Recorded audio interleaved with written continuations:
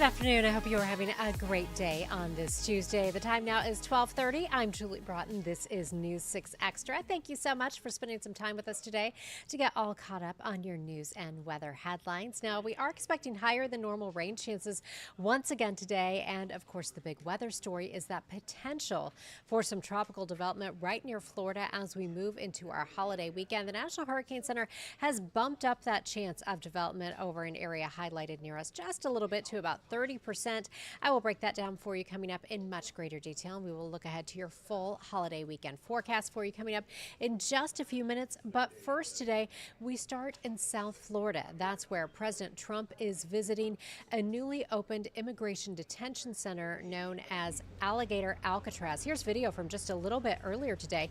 He was there touring with Governor DeSantis, and he and the governor also holding a roundtable discussion on illegal immigration. Now, this is in the Everglades. It's located about 50 miles away from Miami. And so the Everglades, of course, known for swamps full of alligators, pythons, and other wildlife. And so the president is getting a tour of this. You saw him touring the barracks and the bunks area. Now, officials are calling this a one-stop shop that will house, process, and deport illegal immigrants. And it is expected to house about 3,000 people. Officials call this a low-cost way to help carry out large numbers of deportations. And President Trump expressed today that he is very pleased with what he has seen here so far. News 6's Laverne McGee is in South Florida covering the president's visit, and she will bring us much more throughout the day and on News 6 starting at 4. Now to Osceola County, and that's where a new ordinance to restrict the sale of alcohol in downtown Kissimmee is being read to the public for the first time tonight. That will give community members the opportunity to offer feedback or any concerns they might have about this ordinance. News 6's Stephanie Rodriguez is there and tells us this is all about safety. Just this past May, 2 people were shot in a downtown parking lot after leaving a nearby bar. That has a lot of people pushing for this change, which would cut off alcohol sales at midnight unless businesses get a special permit. While the city tries to prioritize safety, others worry that it will harm businesses here in the area. Do you believe then, when it comes to limiting alcohol, do you believe it would improve safety? Oh, definitely, because people get behind the wheel when they shouldn't. And do stupid things with alcohol when they're drunk. I went to downtown Kissimmee to ask people how they feel about the possibility of restricting alcohol sales. I think alcohol can quickly get out of hand sometimes and cause problems, so I'd be for limiting alcohol. For some, a few less hours of alcohol sales is a small price to pay for increased safety. Find another way to make money then. While for others, anything that decreases revenues for business owners isn't a good thing, because right now they need to make all the money they can. In February, the City Commission held a workshop on the topic to get public input. This will be a humongous impact for my business.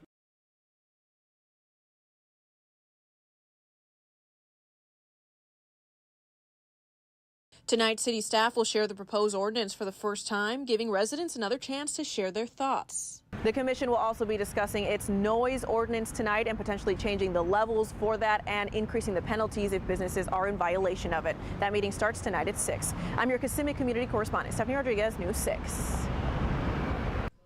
And we will, of course, let you know what happens in that meeting throughout the evening on News 6 and right here online.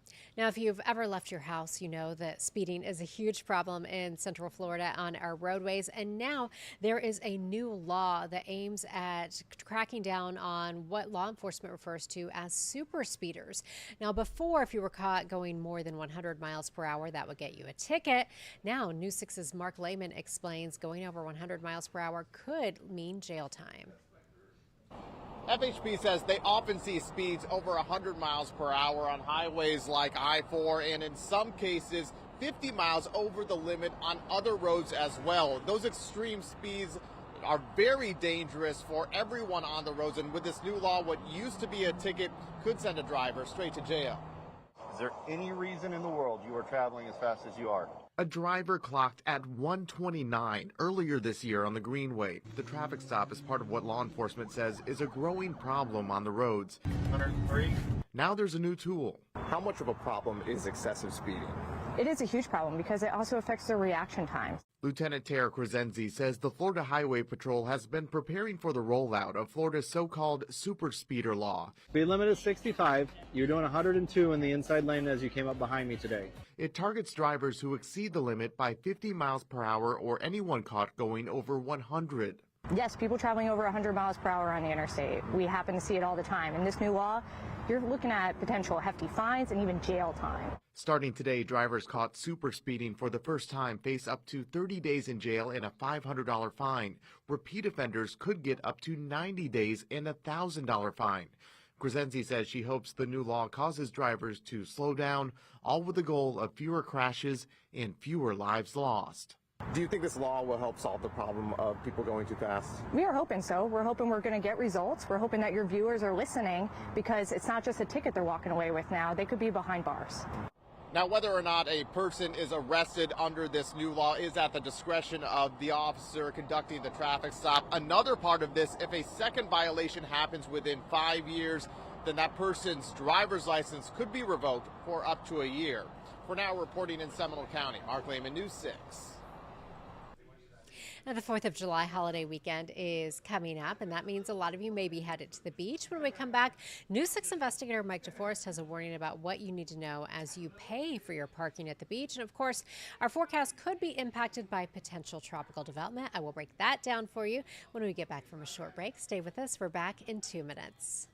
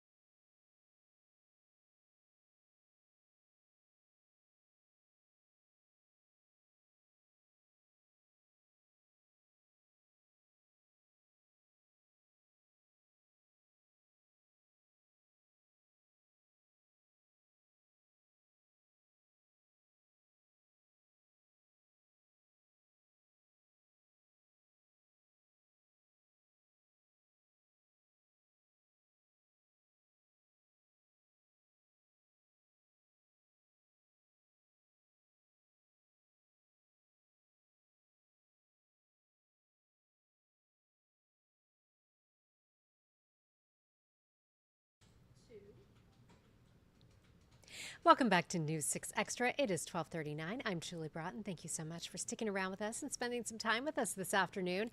As you are thinking about making your 4th of July holiday weekend plans, a lot of you may be heading out to the beach. And of course, one perk of going to the beach is that we live here, so we can go for the day. But that also means we need to figure out where to park, and often that can be tricky.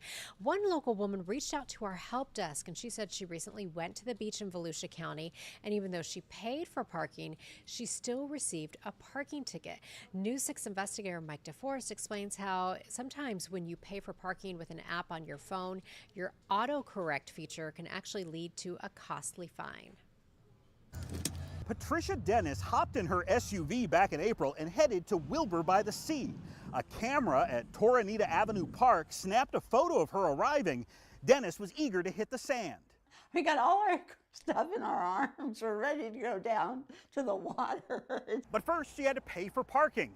Dennis decided to do it by text message. So she typed this number into her phone, 87517. Then Dennis typed in the specific 3-letter code for this parking lot, FWW, or so she thought. It now appears her cell phone may have auto-corrected the spelling to the word few, F-E-W. A parking website popped up asking Dennis to enter her license plate number and credit card information, which she did. But instead of paying for a parking spot here in Volusia County, she actually paid for a parking spot in Detroit, Michigan. Yep, Detroit. This Google Maps image shows that parking lot covered in snow, not far from where the Detroit Pistons play basketball. I don't know that I've ever been to Detroit. A few weeks after her visit to the beach, Dennis received this parking violation from Volusia County. It's like, I paid them. I know I paid them. Dennis's bank statement confirms she paid for parking, just not in the right city. After Dennis unsuccessfully tried to appeal her parking ticket online, she paid the fine and then contacted News 6. So I contacted Volusia County officials who discovered that possible autocorrect error. They agreed to dismiss her parking citation and return her check. The county also came out here and changed the code to FW1 to hopefully prevent future autocorrect errors. Mike DeForest, Getting Results, News 6. I audibly moaned when I saw that it corrected her to few. Oh, but I'm glad Mike was able to get results and get her money back and get some changes with that.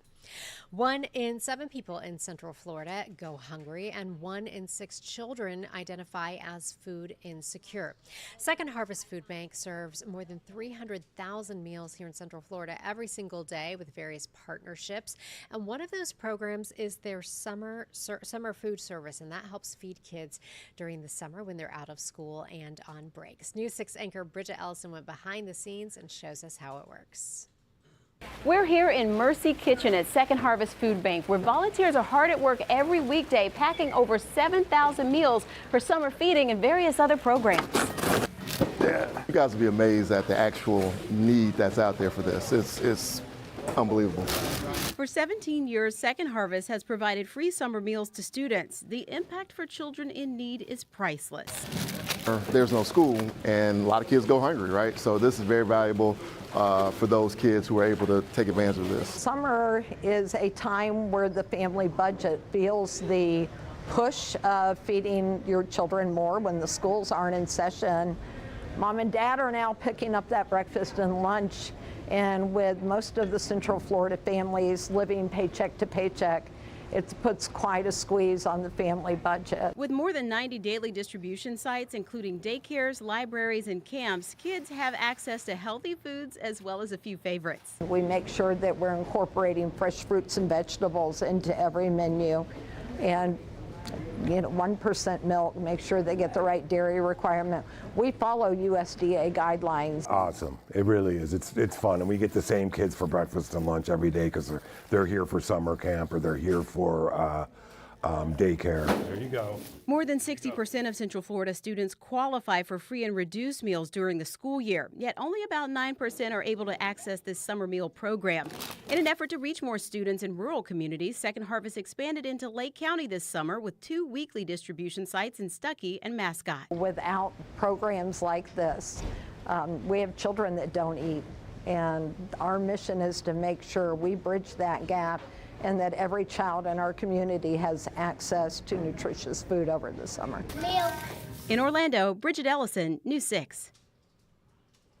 Those smiles are so sweet.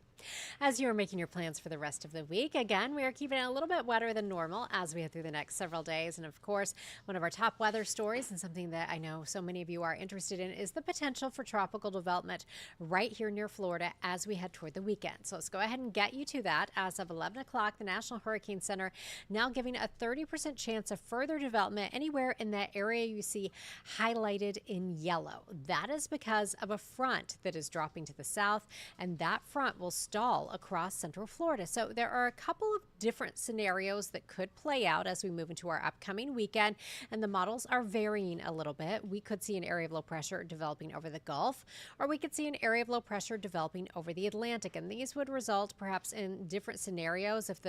We'll see less rain if it develops over the Atlantic. It could actually wrap some drier air back around into Central Florida, and if we see that area of low pressure developing over the Gulf, that bumps our rain chances up even a little bit more, and that means we could be dealing with some localized flooding and periods of really fairly heavy rain as we move into the weekend.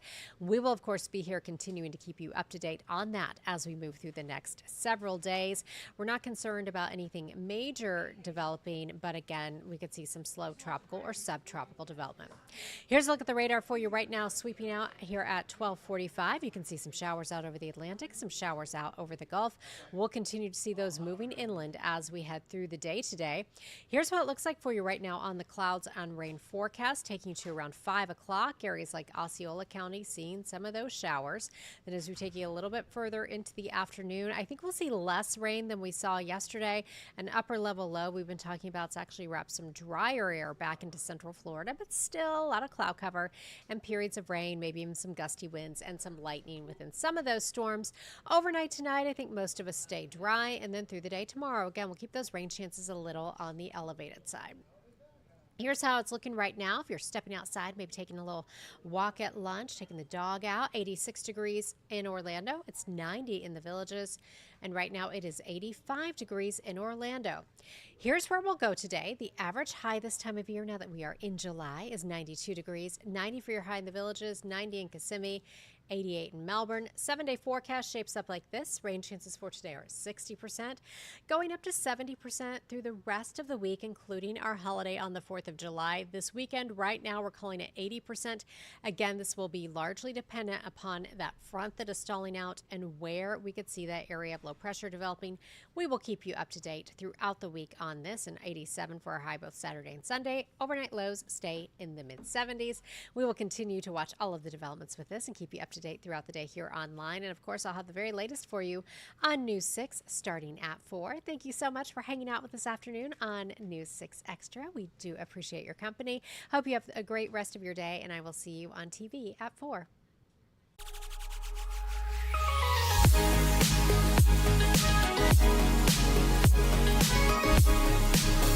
back.